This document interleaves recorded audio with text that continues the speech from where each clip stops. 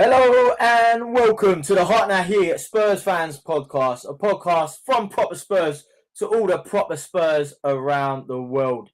And it is the day after the Monday night before where the door was ajar again. And last time we walked through it, so as of Sunday evening, West Ham were downed in controversial circumstances, to be fair, against Arsenal. So that was another one where we didn't really know what we wanted. So then the door was left open for us to go 4 points clear and basically, in my opinion, get our safety. But Tottenham did what Tottenham do, and we are now 2 points dropped, but 1 point gained. So we've got a draw against Leeds. But we're going to discuss it tonight. And I am joined, of course, by Matty Kerr and Kevin Dennis. How you doing, lads? All good, mate. You? Yeah, not too bad. I mean, fucking pulling my hair out watching that last night. Honestly, it was just like flashes in the pan of like brilliance, and then just fucking silly mistakes, and then it went a bit dead. I mean, the atmosphere in the stadium was another thing. But we'll talk all about it. Kev, what do you think? On mute. Sorry, mate. I'm here. Yeah, been thinking about it all day, to be honest, mate. Deep breaths, Kev. Deep breaths. Yeah, been thinking about it all day, and like you said, it was a chance to really, in my opinion, secure safety. Thought the way Leeds started the game, I thought the atmosphere, coming into the game, I thought was okay. I think everyone was sort of up for it. For a Monday night, it was a bit better than it has been, but obviously there was a lot at stake. So, I suppose we'll run through the game as we chat. But in terms of the result, based on the result, yeah, extremely disappointed that it's now being taken into the last two games, where I think in an ideal world we wouldn't want to go into Chelsea needing anything. It would be nice to have a nice relaxed derby, a dead rubber, and it is what it normally is over there. But no, we've got to change our mentality now and go into that game and fight. But yeah, a massive 2 points dropped last night in terms of, especially coming off the Villa game of how well we played. Obviously, him going with the same team. So I think everybody was sort of expecting, the missing pieces, players to join up, to play the patterns, to do the triangles, to do the jobs. We did do it in parts, but not as good as we did at Villa. So obviously that's what's cost us. But yeah, extremely disappointed that we're still going into the last two games not knowing if we're going to be in the Premier League or not, which is really difficult to take, especially when we've got a chance. We had a chance to do it. So yeah, in that terms of it, as a result, going into these next games, extremely disappointed that we're in this situation. Let's rewind back to 6 p.m. yesterday evening. Matty, you went to the game. You were one of the very few that didn't sell their tickets ahead. So you were getting down there. Like, what was the build up like on the way down there? Like, 'cause obviously, we had the tifo all lined out. It felt like once again they're trying to do their best to drum up the atmosphere. Get that full relegation armor on and let everyone know. We're in a fucking battle here. We want you to bring the noise. How was it for you? Like, getting down there, walking the stadium. What was it like? Do you know what? I got in there early, actually, TJ. I went to see the singer, and then I went to the South Stand, and the South Stand was rocking before kickoff. Getting into the seats. Did you get your buy one, get one free drink, Matt? Did you get your buy one, get one free drinks? I did, Kev. Do you know what, mate? You'd have been proud. You'd have been proud. Do you know what? South Stand was rocking, but do you know what it seems to be like? Again, first 8 minutes of the first half, the atmosphere is pumping, and then we seem to just fall off. Do you know what I mean? Like, the atmosphere just sinks. Second half lifts a little bit. Yeah, yesterday wasn't an atmosphere. It wasn't great, and I feel like it needed to be so much better. And I feel like sometimes, like, yeah, we're bad for it at the minute. Like, as soon as there's a couple of moan and groans and people a little setback, us fans kind of think like, here we go again. And I feel like you feel the pressure in the stadium, like, because we're nervous for them. And I feel like it goes onto the pitch. I don't think we was at our best yesterday at all. But I think sometimes when you're not at the best, I think you need the crowd to get you over the line. Like us at North Lower and Nottingham Forest game, everyone was standing, everyone was up for it, that Nottingham Forest game. Where yesterday, hardly anyone singing. Everyone sat down. Matt, do you think that's got something to do with that Nottingham Forest being a weekend game and this being a Monday night? Do you think that had something to play in it or not? I don't care. Yeah, I get that. But then you kind of think under the lights, the atmosphere should always be a little bit better. Do you know what I mean? So no matter what day of the week it is, I always feel under the lights, everyone's been waiting all day for the build up to that game. You're at work and whatnot, or you're off work. So the atmosphere should always be better under the lights. And I don't know, I think we struggle so bad with an atmosphere. And I think if we do stay up, I think De Zerbi will get that place going. Do you know what I mean? He will. But I think we've got one more league game at home, and that Everton game, depending on the situation, has to be 95 plus minutes of just constant. And I don't think we can have these blips. I don't think we can have it. Yeah, I hear what you're saying. I feel like that's been the problem this year, is like the nearly games. Like we saw it in the Sunderland game, you know, like De Zerbi's first one in charge. I don't think we played that well, but I feel like a draw was probably the right result in that one. And then obviously letting Brighton at home slip in the last minute. And then again, silly mistakes in this one. But yeah, I don't know. I feel like it's tough for the atmosphere because you're expecting... I've always said, right, like as Tottenham fans, we're there when it matters. But I feel like it's a vicious circle. Like the performance feeds off the crowd, but the crowd also feeds off the performance. It's like one drives the other. And I felt like at the start of that game, I felt like we were a bit flat, a bit passive at the beginning. I don't think we did anything wrong, so to speak. I felt like we just didn't really get a rhythm, if that makes sense. I didn't really feel like we found a proper rhythm. Like if you look at the stats, possession-wise, we had a lot of the ball. Like I felt like we handled them quite well in that sense. I just didn't think we did much with it, and I think again that shows like lack of teeth up top. But yeah, Kev, I mean, obviously you watched it on the box same as I did. Like, what were your thoughts about, you know, the way we started the game? I mean, the first half in general. I was there, mate. I was there last night. Oh, you went? Yeah, I went last night. Yeah.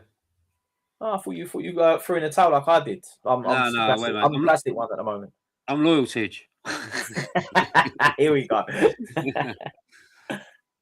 No, I went. So, I was impressed with some of it. I won't lie, and I think it's only because we've been so bad at home under previous managers, where like a neutral would watch us and go, "Yeah, Tottenham were crap," and I'd look at it and go, "Well, I've watched them all year at home." And if you're comparing what we are now, and especially that Leeds game, to what we have been, there's significant improvement.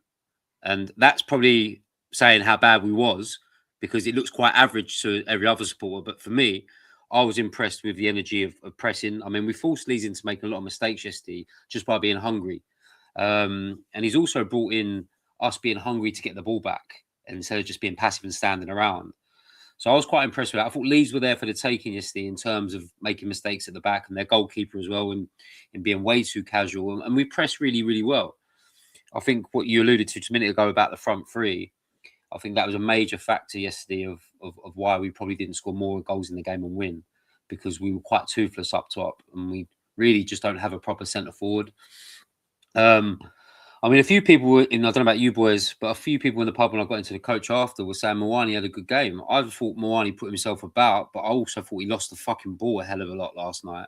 He has trouble keeping the ball. He may make runs in behind, but when he gets the ball to his feet, he's really, really poor with the football. So I wasn't a big fan of him last night. I wasn't a big fan of Richarlison last night in terms of what he could normally bring. And apart from Tell having his flash of the goal, I didn't think he was that great either. So I think the front three yesterday and not having the depth to change in it, to be able to change any of that front three was a massive problem last night, and probably why we didn't win the game. I know if you've got a centre forward on the bench, or you've got another two good wide players to come on, I think you might have seen a different game. But I thought we really, really lacked it up top last night, and that was a major factor in why we didn't win the football match. I've got a shout out to Pavan J 1921 in the comments. He's getting the ump. So this typical Chelsea fan getting the ump here because he ain't getting everything instantaneously. We will talk about Spurs versus Chelsea. I promise you, mate. We'll come to you. But yeah, listen. Let's talk about the front three. Mawani. What does this geezer offer? I've got no idea what Mawani offers us. Do you know what? I would rather play with 10. The front three don't offer us anything really, and it'd have been the same if Solanke was up there. It's not good enough. Do you know what I mean? We're missing like your Kudus, you're missing your Kulusevski, like Madison's just come back. We're missing so many attacking threat players. The front three now, they wouldn't be starters if our team's fit. Do you know what I mean? They wouldn't, and that's the truth. And even if Solanke was there, nothing changes because he's not showing me anything to feel like he's ready to step up. But do you know what it is, Matt? I thought them three were good against Aston Villa. I mean, the whole team was great, but I thought the front three put in a better shift at Villa than they did last night. And I don't know about you boys, but I just worry if some players are really struggling with the mental side of being able to get over the line at home, score goals, and go on top of games and not look so fragile. I don't know if it's a mentality at home where it's the players are just used to failing at home and can't deal with the pressure of playing in front of 60,000 of our own supporters, because that performance last night wasn't the Aston Villa performance. But we should have been able to produce that because it was at home.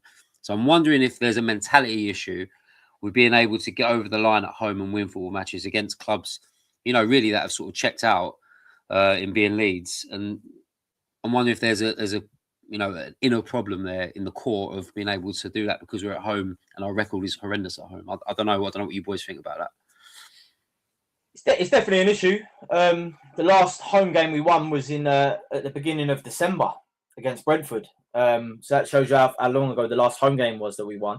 I know we had obviously that spell at the beginning of the year where we didn't win away either. But yeah, listen, there is definitely something that playing under that Spurs atmosphere has an impact as well, and that home atmosphere, shall I say.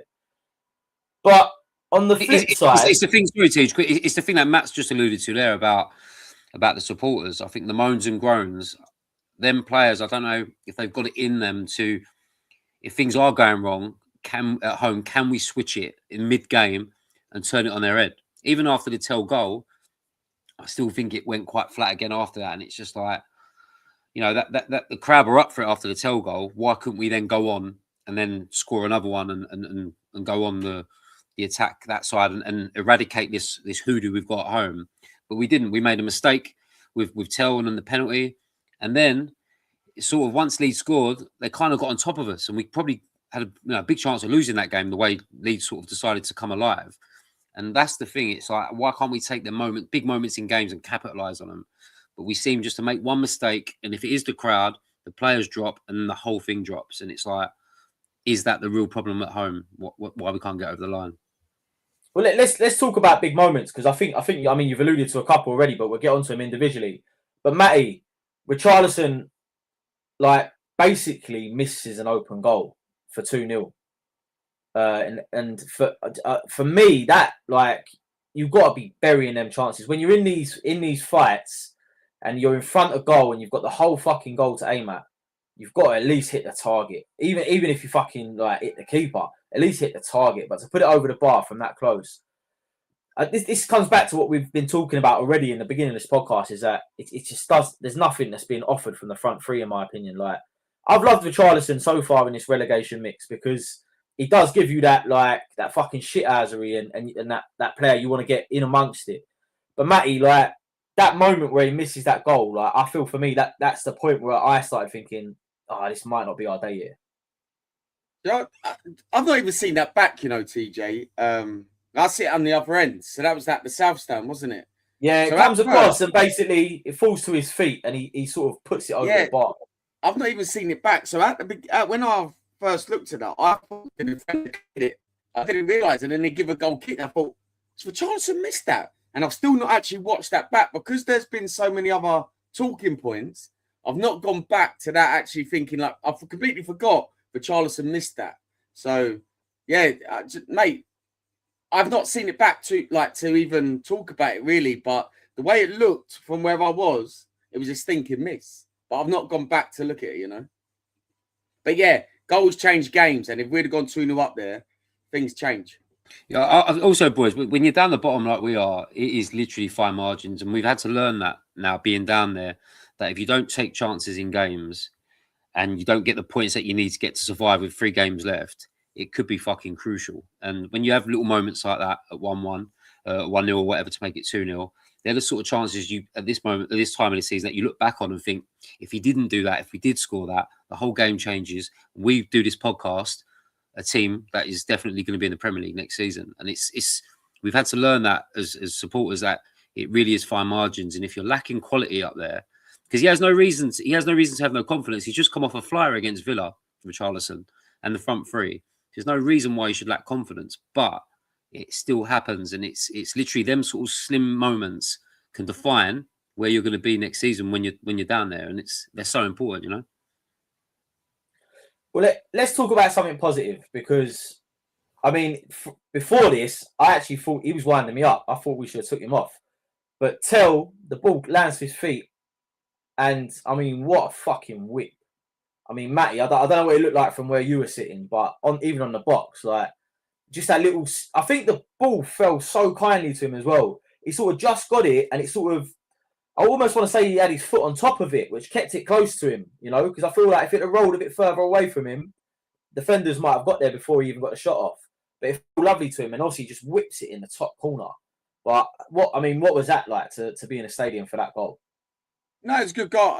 It was a good goal. From where I was sitting, it looked class. And then when I watched it back, if that was in Kinski in goal, would you be gutted if that went in? Do you feel like the goalkeeper could have done a bit better for that goal? Do you feel like the goalkeeper made that goal look that's better? harsh. That's harsh. I think you're hard. I think there's a lot of bodies in the way of that kick as well. Right. All right, great goal. Unbelievable. Give him goal of the season now, man. I'm fucking taking it. I was trying to just down a little bit, because I would be like, that's the sort of goal that we're going against Paul Robinson, where he dives outwards all the time, I feel like, I know there was bodies, but great goal. I'm not going to take it away. There's an image from Tell's angle, and it's literally 3 Leeds players in front of him staring at him before he hits the ball.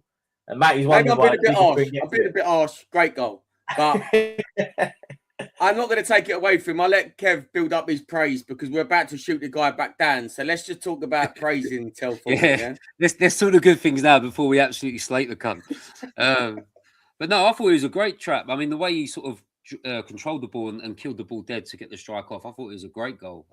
It was 100%. Opposite my end, so I saw, and I'm high up, so I saw it go in there beautifully. And I think he's a player that I've kind of been a fan of, and I think he's got so much more to give. And he probably doesn't score enough goals as well, in terms of how good he is. So I was I was overly pleased for the goal because of the goal, but he scored it, and he needs to score more goals. And hopefully, I thought after that goal, it might give him confidence to go and get another one. But obviously, fucking it all went tits up down the other end from fucking hero to zero. You know what I mean? It's crazy. Only things like that would happen to a Tottenham player, I think. Well, let's talk about it, because I mean, we go from the superb to the stupidious. And that is exactly what that was. And obviously the ball's come over in the box, for those of you that ain't seen it. And it's bounced. And Tell's got his back to... He's facing our own goal, decides to go for an overhead kick in his own box. And obviously the Leeds captain, Ampadu, knows exactly what to do there. He just gets his head in the way. And for me, it's a stone wall. Listen, we can be accused of being a little bit biased about some things, but listen, I thought it hit his shoulder at the time. I thought it was but it definitely clips him in the face. And then you're sitting there thinking, what are you doing? Just fucking head it out for a throw. Even try and bring it down. I know that's even that. Even that in itself is mad, but it's less mad than fucking trying to overhead kick it out your box. Yeah. Anyway, he made a comment. He made a comment a while ago, didn't he, about he doesn't like the physicality of the league. So I'm wondering if he's decided not to go with his head, thinking he might get hurt, but then also in a bit of a panic of trying to clear the ball. But just stick your fucking head on it. I mean, this is 2 games now where players have decided to not act the right way under a severe moment of pressure with Danso at Brighton and this one as well. It's just like, I know things happen in games and your instincts kick in, but you've really got to use your fucking brain there. And listen, anybody who argues that wasn't a penalty, anywhere else on the pitch, it's a free kick, without a doubt. Yeah. So just because it's in the box and it's our player, even if you think Ampadu's put his head in there on purpose, yes, he has, because he knows what's coming, like you said, Tej. It's a stupid, stupid moment of someone who was so high at some point in the game and has now dropped so low. And, you know, has put us under severe pressure now going to 2 games from a mistake like that. Because if it doesn't happen, who knows, we might go 2-0 up and the game's sort of dead at 2-0 without a doubt. But you just give them a bit of moment to get another goal, to get an equaliser.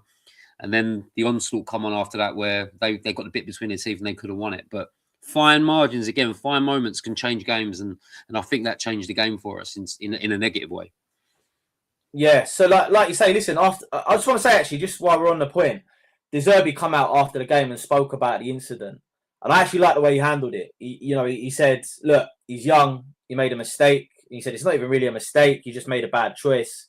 He goes, but I'm going to put my arm around him later. I think he said, I'm going to hug him and kiss him later, translation or whatever. But like, I quite like the way he dealt with that, because it's easy for a young player to get his confidence knocked on the back of something like that. Like we saw it with Kinski, with Tudor in the Atletico Madrid first leg.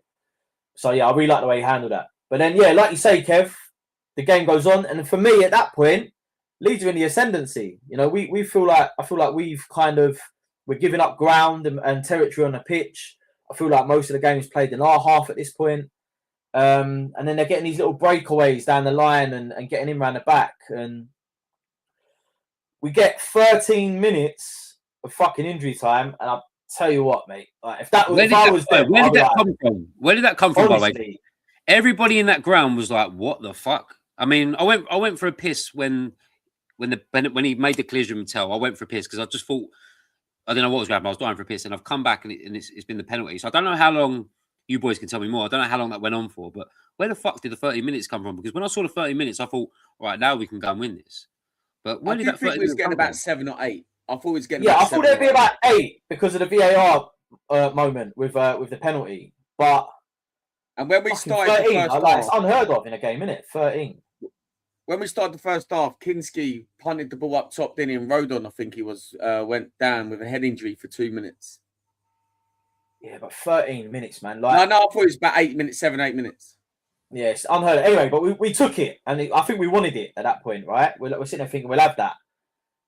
And then, obviously, Leeds in the ascendancy. And I'm telling you now, real time, I thought Longstaff hits the bar. So Leeds get into a great position where he's through on goal and he hits it, rockets it. And in real time, I thought, is it the bar? I went, thank fuck for that. And then they go back to the replay and Kinski's got a hand to it. But it was that quick. It was that quick and that fast. I didn't even see fucking Kinski save it. I mean, Matty, it's got to be like up there with save of the season, no? Yeah, I was behind that goal, mate. I screamed, mate, because I thought that was in. I was like, no. And then I thought, how the fuck has he saved that? But, mate, unbelievable save. Unbelievable save. Don't get me wrong. I think he could have caught it. Yeah, I think he could have caught that. Yeah, I think. I know we like him, but not that fucking much. No, unbelievable save. Unbelievable, man. Unbelievable. Yeah, I mean, what a story as well. Let's talk about Kinski for a second because, after the Tudor incident in Atletico, boy, was career done, right? I mean, even the pundits were saying it at the time. They're like, this guy is never going to play for Spurs again. And listen, he's been very fortunate that Vicario's had an injury where he's got the opportunity to come back in the team. But in my opinion, he's fucking brilliant. He's actually probably pushing Vicario for first place now, in my opinion. Because he's quite good with his feet as well, Kinski. I quite like he's obviously he weren't in Atletico, but he seems to be quite assured on the ball. So what a turnaround and what a good story for him as a young player. Some players just need a bit of luck, don't they? Like all footballers need a bit of luck for that breakthrough. Like look at Kane when he come through. Kane when he had that luck, do you know what I mean? It was just part luck that he got that breakthrough. Do you know what I mean? I think Kinski's got this breakthrough, and I think Kinski should be our number one next season. But I don't think he's done nothing wrong to say that he shouldn't be our number one next season. Yeah, I think. I mean, wherever they go out and buy another goalkeeper, I don't know, but the style Kinski's got suits everything about the way he wants to play. And I think we've always seen with Kinski, he's calm on the ball in certain situations. We've probably questioned his handling in terms of if you're going to compare to Vicario. But since he's come in under De Zerbi, I think he's pulled off some great saves. I mean, the one at Wolves as well. We can't forget the free kick at the last minute. Yeah. But I just think he's comfortable in there. And this is where Vicario really struggled. I know they was under a guidance of let's go play long, which Vicario probably loved doing because he can't play out of his feet.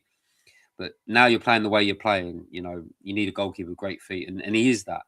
And like Matt's saying there, you need a bit of luck, but you also need a bit of love. You need a manager to come in and go, look, you play the way I want to play. You got great feet. You're calm on the ball. You like to draw the defender on as close as you can before you play. I mean, he ticks all the boxes in that sense. And if his handling can be as good as it was when making them sort of saves he's been making recently, I don't see why he can't contest to be a number one if we go and buy another goalkeeper.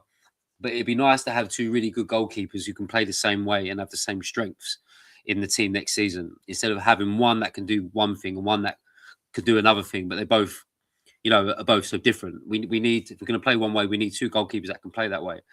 So they'd be stupid to get rid of him if they wanted to, or he wanted to leave or whatever. But I think if you can get a goalkeeper just as good as him or better, I think having two goalkeepers like that would be great for us. I really do. Well, it's even the save in the first half was unbelievable. He made that look so easy. The header in the first half, how he saved it on the line with one hand and just picked it up. Vicario would have parried that. That header, he would have parried it. Like in the first half. There was an unbelievable save, but he made it look so easy and he was comfortable with it. So I've got no issues with Kinski. No, I think the biggest thing you can give him is mentality. I think the manager may have had something to do with that. I think his teammates have looked after him, but to come back, like TJ saying, from that fucking shocker of a night in Madrid, I think you can really give him some kudos in terms of coming back and being mentally strong and now feeling like you're the number one goalkeeper, and he's took it with both hands, literally, like, you know. So yeah, big player for us if we can keep hold of him. And let's get on to it then. James Maddison comes onto the pitch to a raucous crowd. I thought he was fucking brilliant when he come on. He was busy. He wanted the ball. He was looking forward. He's playing like 1-2s with players. And then it comes to it. He breaks through and he gets tackled. I'm going to ask you quite simply. Yes or no? For you, Matt, is it a pen? Just yes or no for now. No, it is. It is. It's a pen. Kev? I mean, in the ground, blatant penalty. I see it. I be honest with you, boys, I haven't watched it back. Cody was showing me snippets on the train, but I was like, oh, pissed. So I don't remember. I haven't watched it back, but I've heard things of he touched the ball. I've heard people say he didn't get the ball. So I haven't really watched it back, but in real time, I thought that was a penalty, blatant penalty. So you boys, you'd have to elaborate. So I'll tell you my view now. So when I saw it at the time, I fucking jumped up and went, that's a fucking penalty, 100%. I said, if you don't give that, it's a fix. And then I watched the replay, and I think he does get a little touch on the ball. But, and this is where, the more I watch it, the more I think it's a penalty. Because he takes him out first. He hits his knee first and his foot. And if anything, he grazes the ball. Like he doesn't change the direction of the ball. He doesn't push it out of play. I think I've changed my mind. So I thought it was in live. I thought it was, obviously. I think as a Tottenham fan, you naturally would. Watch the replays at the time and thought, do you know what? He's got a touch. If that got given against me, I'll be fuming. But then since I've watched it, keep watching it. It's a penalty, you know. I think it actually is a penalty. I mean, the honest is, if the ref gives that as a penalty there and then, it doesn't change. It stays as a pen. That's my issue. Let's talk about this, because this is and I think Jamie O'Hara brought this up on TalkSport or Sky Sports, wherever. He's scared to make a decision. Like referees now are hiding behind VAR. They don't want to make the big call So then they let things happen and then let it go to VAR. And the problem is, if it's not clear and obvious, VAR are not going to turn it over. And this is where VAR has now become a hindrance in the game, in my opinion, because it's not allowing referees to referee. It's giving them a safety net of not refereeing, where we need the decision makers on the pitch. And I feel like we saw it West Ham v Arsenal at the weekend. You know, that's a very contentious one where I personally think goalkeepers are too fucking protected anyway. I really do. Like, I mean, I said about the West Ham Arsenal one, if he didn't grip his arm, let's say he had an open hand on his arm, that would never have been given as a penalty. But it's because he's actually got hold of his arm that I think they've give Arsenal they've ruled the goal out. So I think he's actually got hold of Raya's arm. This one, I think I agree with you. I think if he gives it, VAR ain't overturning it. They're really not. My other issue is how long it takes to decide things as well, and that's where, I mean, I'm a fan of VAR because it does get things right, you know, that are wrong. It has its great sides of it, and you know, you're never gonna, like the old days, you ain't gonna look back on games and go, well, if that went in, we would have won the league, or we would have done this, or won the cup. It lives with you and it hurts you. So they kind of get them things right, but in these situations, if nobody is sure of what's going on, and there's no, like you said, if it ain't clear and obvious, then having 5 or 6 minutes to debate about it is the problem for me. And I don't know if they have to change it, where they have to put a time limit on it, or what they do. But the longer it takes, then the decision is going to be wrong, in my opinion. It needs to be there and then what it is. That was done yesterday, Kevin, about 20 seconds. They checked that and done. And you sit there and think, how was that brush past so easily? I think it was so late in the game, and they thought, we can't fucking afford to give this. We can't afford to give this penalty. There's been some banter since about they switched all the monitors off and just said go with whatever the referee said and all that. But listen, full time, 1-1. Do you know what? On the face of it, I think the result is probably right. I think we played well. I don't think we played great. But I think given like the moments that we've just been through, the key moments in the game, I think 1-1 was probably the right result for the night. Not the right result we needed, though.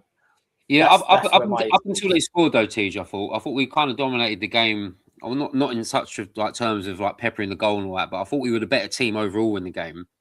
But I found when they scored, I feel like they come out with a bit between the teeth, but we also, I thought, fizzled out, lacked like a bit of energy. It was like we burnt ourselves out in that first fucking 60 minutes of the game. And we just kind of just dropped off. And then only when Maddison come on was probably the loudest I heard the ground. Rightly so, because he's just come back from an injury and we're obviously chasing a goal. But yeah, everything just went really, really flat in terms of supporters on the pitch.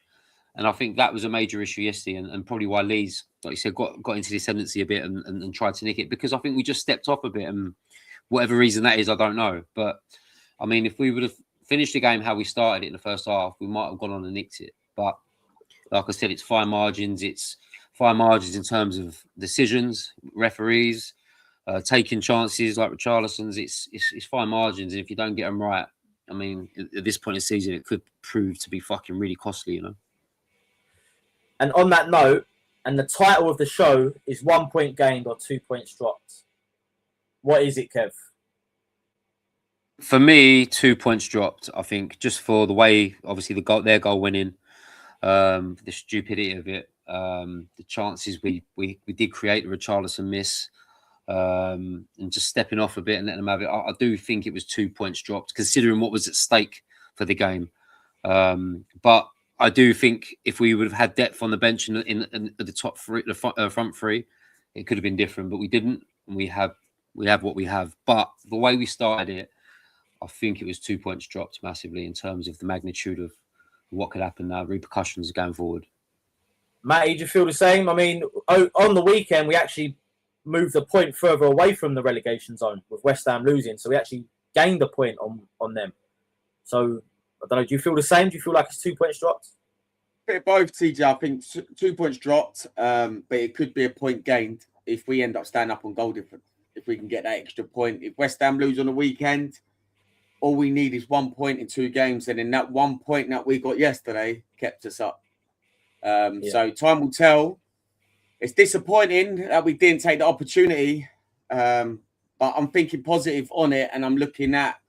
I don't want to be negative in that draw. I'm just trying to be positive about it and think like maybe we've gone from yesterday 6 p.m. 1 point in front of West Ham to now 2 points.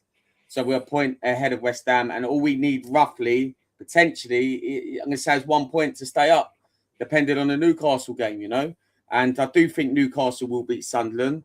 Newcastle won't want to lose 2 games to Sunderland and finish below Sunderland in their first season. And I do think Newcastle will beat West Ham on the weekend. And I then think we go to Stamford Bridge and get that point.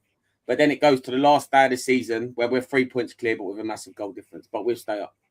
Oh, and that's the end of the show then, because Matty just spoke about everything we're going to talk about now. So we'll call it a day. No, you got to slow down, Matt. Slow down. You got to have your say. No, listen. Listen. One thing I will say as well. That's 4 games unbeaten in a row. That's another way to look at it if you're looking at it on the positive side. And yeah, I think if you can't win a game, make sure you don't lose it. That old saying, you know what, TJ, before you say this, I know we picked up 8 points. We wouldn't have got these 8 points under Tudor. We would have been dead and buried. We'd have been relegated. The entire footballing community, even people outside of Spurs fans, know that Tudor was a terrible fucking decision from the board. And listen, nothing personal to the geezer. Like he obviously had a hard time near the end of it with losing his dad and all that, but he was not the right fit. We fucking said it on here from the moment he got appointed. I went, "Who the fuck is he?" And why are we bringing him in? But anyway, that's in the past. We're 4 games undefeated. We've got a point against Leeds. It could prove pivotal in the running, which is what we're going to talk about now. And that Pavan J 1921, your time has come, mate. He's been in the comments, absolutely unhappy that we haven't mentioned him. He's a Chelsea fan, apparently. And he's saying Tottenham won't get relegated. The league wouldn't be fun without Spurs versus Chelsea. And then he got the right arm because we didn't read it out instantaneously. But listen, let's talk about it. So Newcastle versus West Ham on Sunday. Our game's obviously been moved because Chelsea are in the cup final, which again could be something to consider.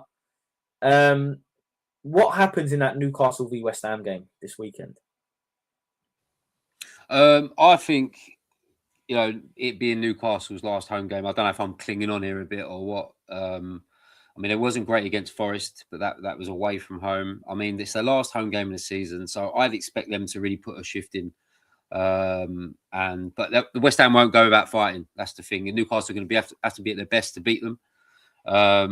I mean, I don't know if I've just been biased with it or what, because I need Newcastle to win, but I do fancy Newcastle to beat West Ham. And I just think in terms of player ability, I think Newcastle will turn up. And if St James's Park wants to be the atmosphere it normally is, it really spurs Newcastle winning games that we've seen over the years. So if the fans are up for it and the players are up for it, I can't see West Ham getting anything out of that game. So touch wood, that happens. But Matty, there's this narrative going around that, I mean, I do feel like the fucking Millwall of the Premier League at the moment. No one really wants us to win anything, do they? Let's be fair. And, I think you've got Newcastle fans coming out saying, let's just drop the game. Let's just don't turn up, basically. Let's get Tottenham relegated. Any truth in that? You think there's this thing where teams want us to go down? I think if it was 4 games, like the last game of the season or something like that, I think maybe Newcastle might think like that. But the thing is, what fans think, and we know this from the Man City Tottenham game the other year, what fans think and what the players think is totally different. The players are out there, they've got to be professional, they have to do their job. Yeah. They are fighting for their careers next season. They are fighting to get into World Cup squads and stuff like that. You can't be seen to down tools. And we see that when Tottenham played Man City that year, and we probably put in one of our best performances I think we put in all season under Ange. But even though we lost 2-0, we were unlucky on the day. And I do think, I don't think Newcastle wants Sunderland to finish above them. Yeah. And Sunderland are away to Everton on Saturday. If that's a draw, St James's will be rocking because they don't want to finish below Sunderland. Like, it's their first Premier League in years. They can't beat them twice and finish above them. It's embarrassing. I know a couple of Newcastle fans. They're like, look, ideally, we'd love Tottenham to go down, but we have to concentrate on ourselves and we want to finish above Sunderland. If it goes to the last game of the season and it's not in our hands, I feel the worst because I think Leeds will lose to West Ham. I do think Leeds will lose to West Ham. Yeah, this Newcastle game worries me because I feel like that dictates a lot of what happens in the subsequent games. I hate that we're playing after them, if I'm being honest. I'd like to have gone into going into that game knowing like where they stand. Have you found it a disadvantage going after them for the last few weeks? I think so. I think obviously the pressure's there regardless. But I think when a team plays first and they get the result, there is extra pressure when you play second. 100%. It's the same as penalty shootouts, right? You always want to go first. Get on the board, and then all the pressure's on them to match up. And that's exactly what it's like with a fixture list, in my opinion. And listen, we would have played before them, obviously, if Chelsea weren't in the FA Cup final. But it is what it is, you know. This happens, and lo and behold, it's Chelsea again. But yeah, I don't think West Ham will win at Newcastle. They might get a draw, but I don't think they'll win.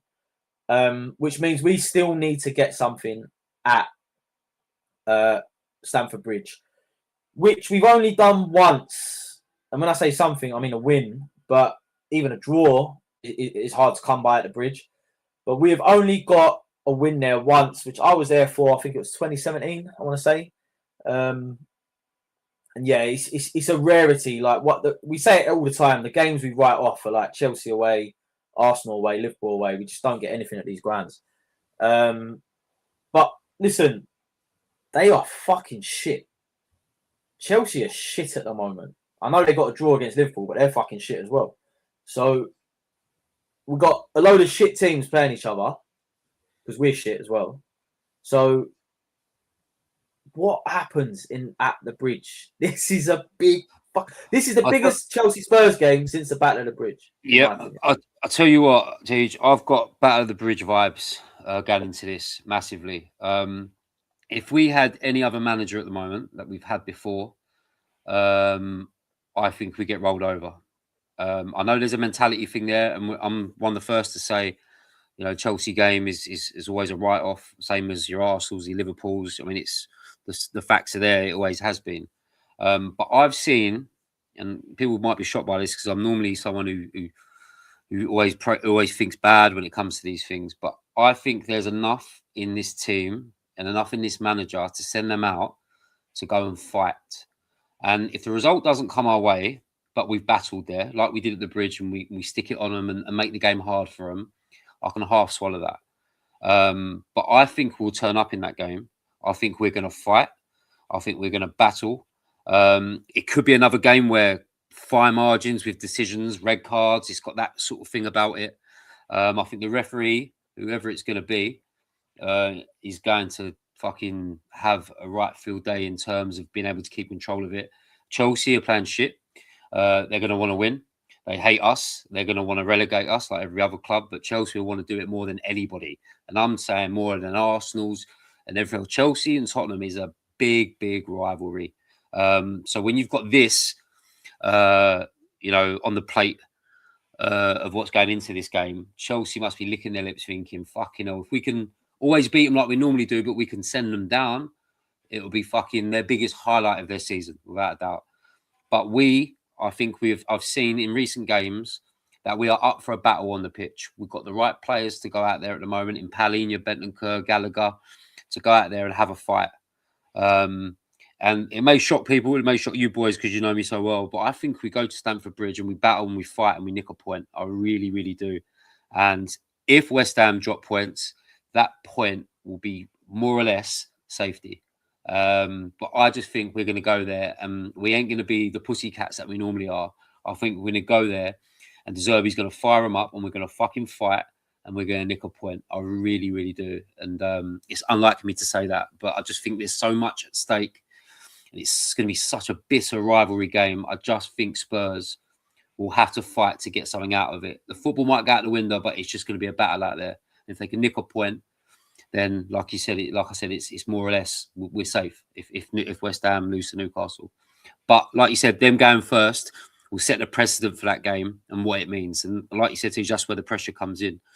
But I would like to think whether we're playing first or second in this situation, De Zerbi is going to want them to absolutely go out there and fight. And they owe us it. They owe us it for the shit that we've had to endure all season and why we're in this position. But everybody owes us. And I think they're going to go out there and give the supporters a performance to be proud of, whatever the result that may be. But we're going to go out there and we're going to fight. And that's all you can ask for at this moment in time. So I'm really looking forward to it. I'm saying it now because it's ages away and I'll be shitting myself on the day of the game. But I think if we can go out there and fight, we'll nick a point. I really do. Oh, I might have to get you in the dressing room, Kev, to fucking line Yeah, fucking get me in there, mate. I'll have someone cunts up at the wall, mate. Get me in there. But Matty, like on this point about the rivalry, I don't know, like maybe it's just me, but I feel like in recent years, the players of Chelsea and the players of Tottenham haven't really, taken to the rivalry as in teams of yesteryear. Maybe it's because there's been less at stake in recent years. But, the era from like the Pochettino days and even like the Conte games, you felt like there was that real bite in the Chelsea-Tottenham games. I think less so this time round. And I don't know if that's and that comes back to the thing that Kev said earlier about obviously the fans want it in terms of relegating us. And I know Chelsea are still pushing for Europe, which would be a nice little thing that we could do to them, by the way, stop their European chances. But yeah, do you think that the players feel it how the fans are going to feel it at the Bridge next week? I think they do, and they've shown it to you that we seem to lose our heads more than they lose their heads. So all I'm hoping under De Zerbi, no matter how fired up them players are, it's so important we keep our heads because we're the ones that always get the red card. We're the ones that lash out. Do you know what I mean? We turn stupid. We've been 2-0 up in the last couple of seasons and thrown it away and stuff like that. Or we got 2 men sent off, and we have to keep our heads no matter what. Like, yeah, I think the players. I think it's more our end than it is Chelsea's end with the rivalry, like with the players on the pitch. And I think that's shown in recent performances how we just lose our heads. And no matter what the outcome is this weekend with West Ham winning or drawing or losing, we go Stamford Bridge and we get that point. I 100% believe that we'll go there and get that point. We'll go there. And I think even if it means us stinking the place out, time wasting and stuff like that, we will go there and get the point. This is not the Chelsea of old where you have to fear.